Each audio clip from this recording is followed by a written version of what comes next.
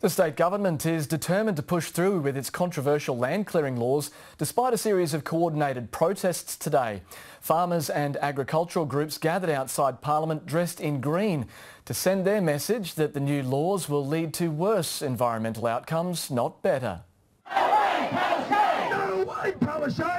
This is what greeted MPs for the first sitting of Parliament in more than a month. Protesters who've travelled from the bush to the city to call for the proposed laws to be scrapped. It's just ridiculous. Even federal senators couldn't stay away.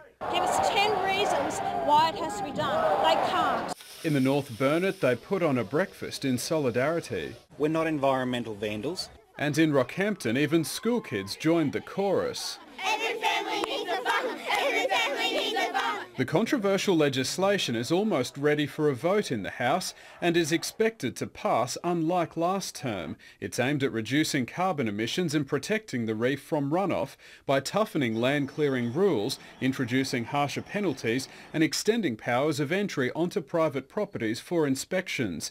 In Parliament, the opposition who helped coordinate the protests took aim at the Premier. Will the Premier show some common decency and go out and listen to those Queenslanders' concerns? Annastacia Palaszczuk reminded the House of her recent regional trips out west, including Winton. And Mr Speaker, there was plenty of opportunity for people to come and speak to me. I stayed overnight, Mr Speaker. I don't know whether the honourable member stayed overnight, whether she came in and left. Did you stay overnight? Did you stay overnight? Conservation groups are championing the legislation all the way.